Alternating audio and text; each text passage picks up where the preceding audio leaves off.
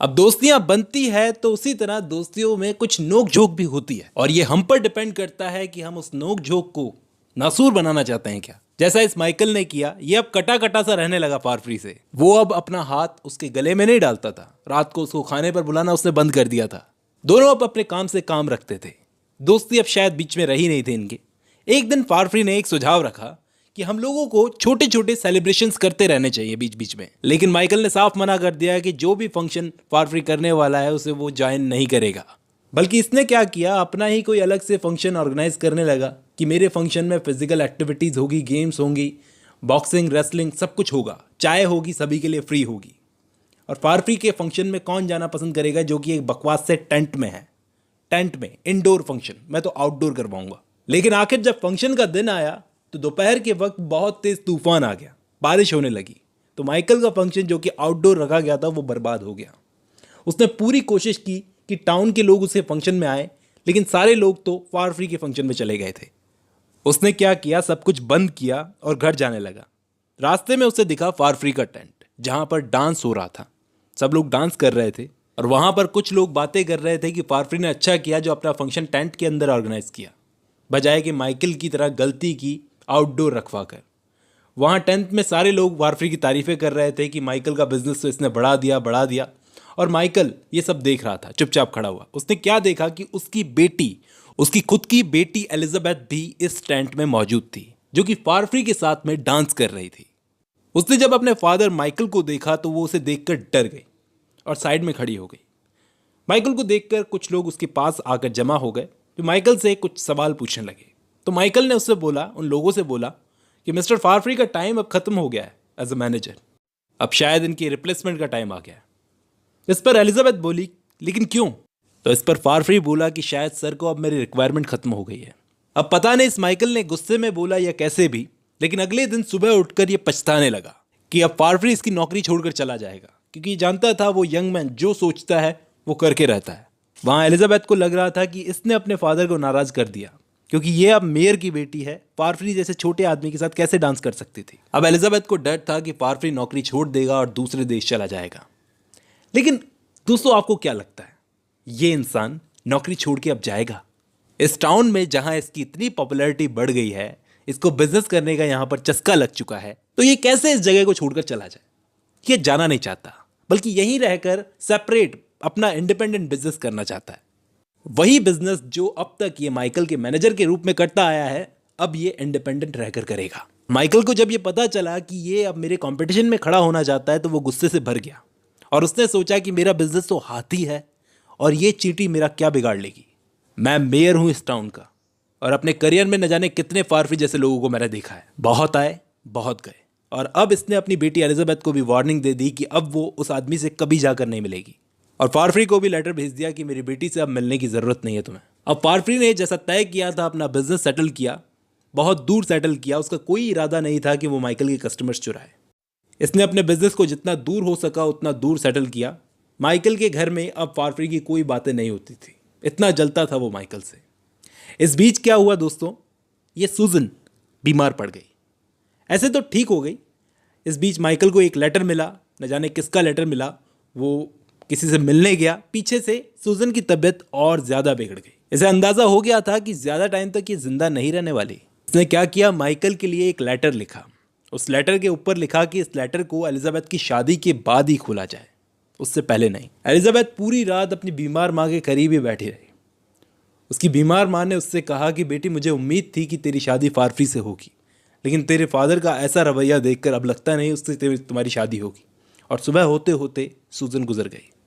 सूजन की मौत के बाद जो पैसे माइकल ने उसे भिजवाए थे वो उसके साथ ही दफनाए गए। ये उसी की इच्छा थी। उसकी डेथ के 3 हफ्ते बाद, लगभग 3 हफ्ते के बाद, एक शाम माइकल अपनी बेटी के साथ आग के सामने बैठा था। उसने उस लड़की से उसके फादर रिचर्ड न्यूसन के बारे में पूछा कि वो कैसा बाप था। अब दोस्तों, एलिजाबेथ माइकल की उतनी ही केयर करती थी जैसे ये इसका रियल फादर हो। बोली, मैं आपके अलावा किसी को भी अपना फादर नहीं मानती फादर। माइकल ने फैसला किया कि वो इस बच्ची को सच बताएगा कि ये ही इसका बायोलॉजिकल फादर है, रिचर्ड न्यूसन इसका फादर नहीं। आखिर इसको भी सच पता चले तो ये बता देता है, और शर्म की वजह से तुम्हें आज तक मैंने सच नहीं बताया है बेटी। अब जैसे ही पूरी स्टोरी खत्म हुई, एलिजाबेथ को पता चली तो वो रोने लगी। वो बोला, बेटी तुम पूरा टाइम लो ताकि तुम खुद को संभाल सको। उस पूरी शाम एलिजाबेथ अकेली रोती रही। वहाँ माइकल ऊपर जाकर कोई पेपर ढूंढने लगा ताकि वो प्रूव कर सके कि एलिजाबेथ उसकी ही बेटी है बायोलॉजिकली। तभी उसे सूजन का लिखा हुआ एक लेटर मिलता है, वही लेटर जो मरने से पहले सूजन ने उसके लिए लिखा था। उसमें ऊपर लिखा था कि एलिजाबेथ की शादी के बाद ही इस लेटर को खोला जाए, उसकी शादी से पहले इस लेटर को मत खोलना। लेकिन माइकल है सदा से उतावला, उससे सब्र नहीं हुआ। आखिर उसने वो लेटर खोल लिया। उस लेटर में सूजन ने क्या लिखा था कि एलिजाबेथ एक्चुअली एलिजाबेथ नहीं है। बचपन में जो बच्ची इसके साथ में थी वो माइकल की बेटी थी, बल्कि वो बच्ची तो रिचर्ड न्यूसन को जब इसने बेचा था अपनी वाइफ और बेटी को, उसके 3 महीने बाद ही गुजर गई थी। और ये जो एलिजाबेथ है इसका असली फादर रिचर्ड न्यूसन है, यानी ये सूजन की दूसरी बेटी है।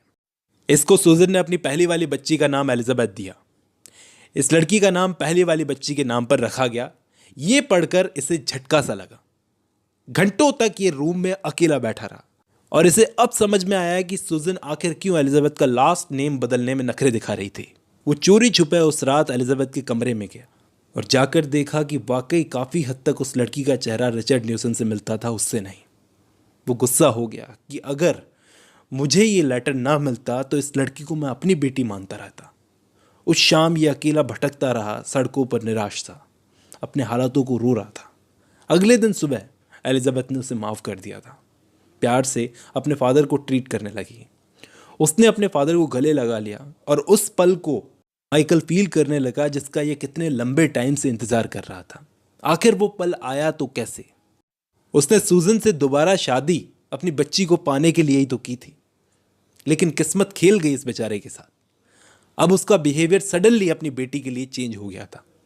एक शाम पहले वो जितना वार्म था अपनी बेटी के लिए, आज सुबह उतना ही कोल्ड हो गया था।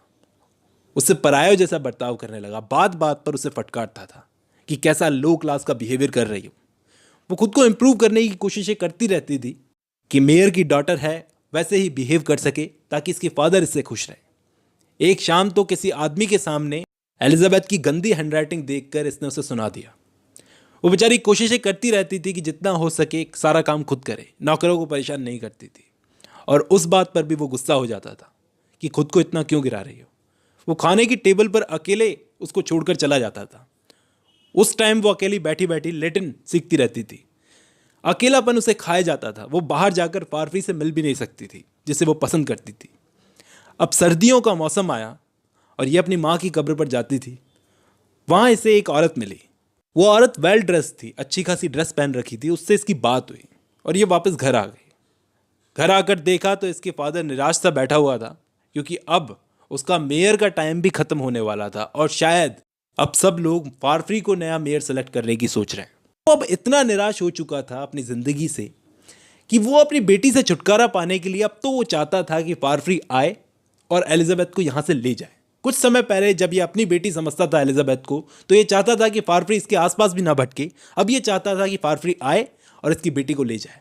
यहाँ एलिजाबेथ अपनी माँ की कब्र पर हमेशा विजिट करती थी। सोचने लगी कि काश मैं भी अपनी माँ के साथ मर जाती। हाँ, एक औरत इसे बार बार मिलती थी। अब ये औरत कौन थी? यह औरत शायद जानती थी इसकी लाइफ के बारे में, इस माइकल की लाइफ के बारे में, इसकी मरी हुई माँ के बारे में। और उस औरत ने इसे इनवाइट किया कि आओ तुम मेरे साथ मेरे घर चलो। एलिजाबेथ को ये तुरंत नहीं ले गई अपने साथ में, बल्कि उस लेडी ने एलिजाबेथ को सोचने का टाइम दिया। तो आखिरकार कौन थी ये औरत?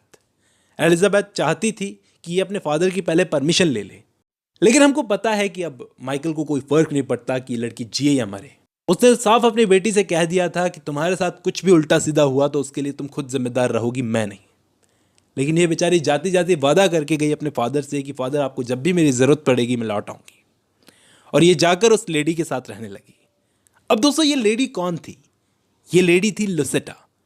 लुसेटा वही जिसका माइकल के साथ कभी अफेयर था। आपको याद होगी वो लेडी जिसके साथ माइकल का अफेयर था। इसने बताया था फारफ्री को कि एक इनोसेंट लेडी के साथ गलत होगा। ये वो इनोसेंट लेडी थी। ये एलिजाबेथ जब तक लुसेटा के साथ रह रही थी तब तक माइकल लुसेटा से मिलने नहीं आया। आखिर लुसिटा ने भी एलिजाबेथ को अपने घर से निकाल दिया और माइकल को लेटर लिखा कि अब तुम्हारी बेटी यहाँ से भी चली गई है, मैं उसको अपने साथ नहीं रख रही हूँ, तुम आ सकते हो यहाँ पर। अब हुआ क्या दोस्तों, बड़ी कमाल की चीज़ हुई कि ये माइकल तो यहाँ पर नहीं आया, बल्कि ये फारफ्री यहाँ पर आ पहुँचा। शायद ये एलिजाबेथ से मिलने आया था। इसने अच्छे खासे कपड़े पहन रखे थे, काफ़ी हैंडसम लग रहा था। यहाँ एलिजाबेथ से शायद मिलने आया था। कहानी में ट्विस्ट ये आता है कि इस आदमी में कुछ तो ऐसा था जो लुसिटा को बहुत पसंद आया और सडनली उसकी तरफ ये अट्रैक्ट हो गई। अब इसे माइकल ज़्यादा पसंद नहीं आता था, अब इसे फारफ्री ज़्यादा पसंद आने लगा था। तो अब क्या होता है इस कहानी में आगे देखेंगे नेक्स्ट पार्ट में।